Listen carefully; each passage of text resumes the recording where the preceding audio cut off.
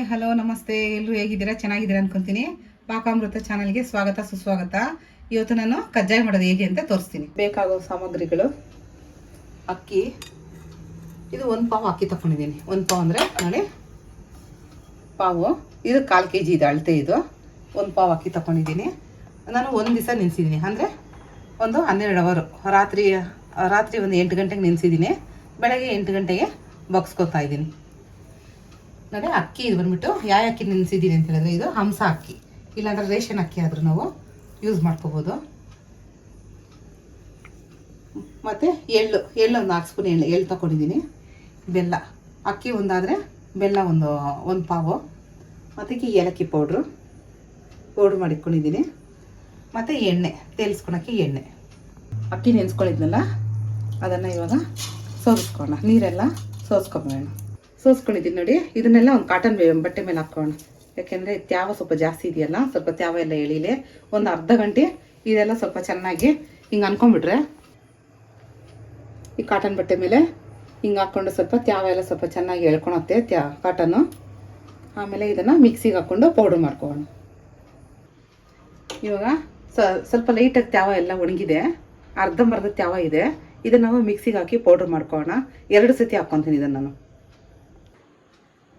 ನೋಡಿ, ಎಲ್ಲ ಜಲ್ದಿ ಮಾಡ್ಕೊಬಿಟ್ಟಿದ್ದೀನಿ. ಈಗ ಇದನ್ನು ನಾವು ಬೆಲ್ಲ ಪಾಕ ತಗೊಂಡು ಪಾಕಕ್ಕೆ ಹಾಕೋಣ. ಒಂದು ಪಾತ್ರೆ ತೊಗೊಂಡಿದ್ದೀನಿ. ನಾವು ಬೆಲ್ಲ ತಗೊಂಡಿರಲ್ಲ, ಆ ಬೆಲ್ಲನ ಇವಾಗ ಪಾಕ ತಗೊಳ್ಳೋಣ. ಅಷ್ಟು ಬೆಲ್ಲ ಹಾಕಿ, ಮತ್ತು ನೋಡಿ ಒಂದು ಕಾಫಿ ಗ್ಲಾಸ್, ಒಂದು ಅರ್ಧ ಗ್ಲಾಸ್ ಅಷ್ಟು ಹಿಂಗೆ ನೀರು ಹಾಕ್ಕೊತೀನಿ. ಯಾಕಂದರೆ ಪಾಕ ಬರಬೇಕಾದ್ರೆ ಕಂಪಲ್ಸರಿ ನಾವು ನೀರು ಹಾಕಿದ್ರೇ ಪಾಕ ಚೆನ್ನಾಗಿ ಬರೋದು. ಒಂದು 10 ನಿಮಿಷ ಹಿಂಗೆ ತಿರ್ಕೊಂಡು ಸಿಮ್ಮಲ್ಲಿ ಹಿಂಗೆ ಅನ್ಕೊತಾ ಇರಬೇಕು. ಇವಾಗ ಪಾಕ ಆಗಿದೆಯಾ ಅಂತ ನೋಡೋಣ.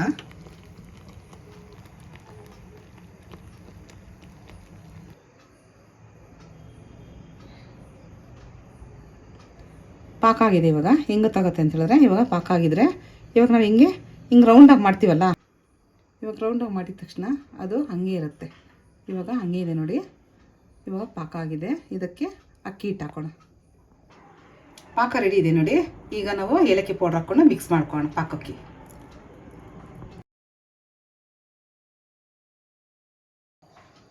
ನೋಡಿ, ಜಲ್ದಿ ಹಿಡ್ಕೊಂಡಲ್ಲ ನಾನು ಬೇಸನಲ್ಲಿ. ಇವಾಗ ಬೇಸನ್ಗೆ ಅಕ್ಕಿ ಹಿಟ್ಟಿದೆ. ಈ ಅಕ್ಕಿ ಹಿಟ್ಟಿಗೆ ನಾನು ಸ್ವಲ್ಪನೇ ಪಾಕ ಹಾಕ್ಕೊಂಡು ನಾನು ತೊಳ್ಸ್ಕೊತೀನಿ.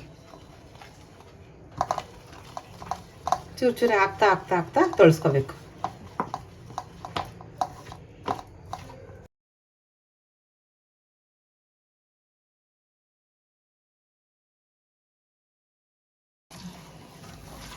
ನೋಡಿ, ಹಾಕ್ಕೊಂಡೆಲ್ಲ ಚೆನ್ನಾಗಿ ತೊಳ್ಸ್ಕೊಂಡಿದ್ದೀನಿ. ಈಗ ನೋಡಿ, ಪಾಕ ಚೂರು ಉಳಿದೈತೆ. ಯಾಕೆ ಉಳಿದೈತೆ ಅಂತ ಹೇಳಿದ್ರೆ, ಯಾವಾಗಲೂ ಅಕ್ಕಿ ಬಂದ್ಬಿಟ್ಟು ಹೊಸ ಅಕ್ಕಿ ಆದರೆ ಪಾಕ ಜಾಸ್ತಿ ಇಡಿಸಲ್ಲ, ಬೆಲ್ಲದ ಪಾಕ ಜಾಸ್ತಿ ಇಡಿಸಲ್ಲ.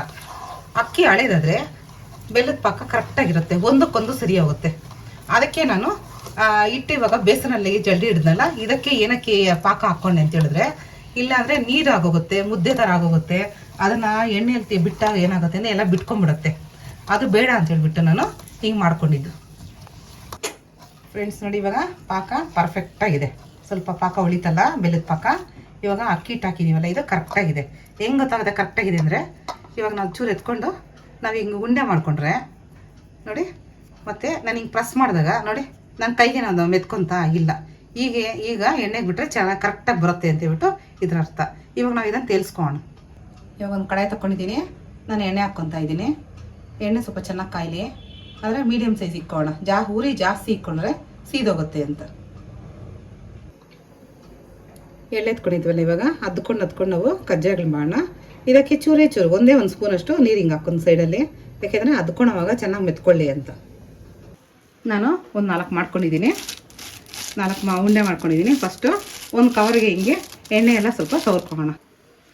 ಇದು ಒಂದೊಂದೇ ಉಂಡೆ ಎತ್ಕೊಂಡು ಫಸ್ಟು ಹಿಂಗೆ ಎಳ್ಳಿರುತ್ತಲ್ಲ ಇದರಲ್ಲಿ ಅದ್ಕೊಂಬಿಟ್ಟು ಹಿಂಗೆ ನಾವು ಚೆನ್ನಾಗಿ ಚಿಕ್ಕದಾಗಿ ಗುಂಡಕ್ಕೆ ತೆಳ್ಳಕ್ಕೆ ಬೇಕಿದ್ದು ತೆಳ್ಳಗೆ, ಇಲ್ಲಾಂದ್ರೆ ದಪ್ಪ ಬೇಕಿದ್ದು ದಪ್ಪ ಹಿಂಗೆ ತಟ್ಕೊಬೋದು. ಇದೇ ರೀತಿ ನಾನೆಲ್ಲ ತಟ್ಕೊತೀನಿ.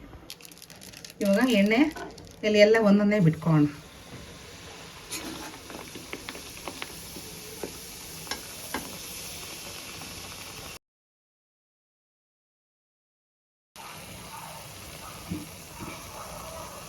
ಫ್ರೆಂಡ್ಸ್ ನೋಡಿ ಕಜ್ಜಾಯ ಆಗಿದೆ.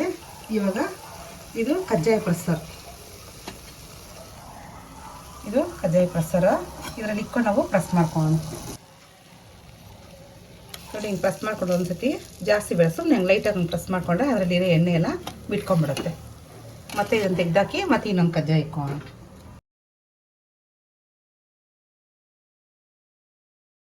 ನಾನು ಒಂದು ಪಾವು ಅಕ್ಕಿ ಹಾಕಿದ್ನಲ್ಲ, ಒಂದು ಪಾವು ಅಕ್ಕಿ ಅಂದರೆ ಒಂದು 1/4 kg ಅಕ್ಕಿ. 1/4 kg ಅಕ್ಕಿಗೆ ನೋಡಿ 20 ಕಜ್ಜಾಯ ಆಗಿದೆ.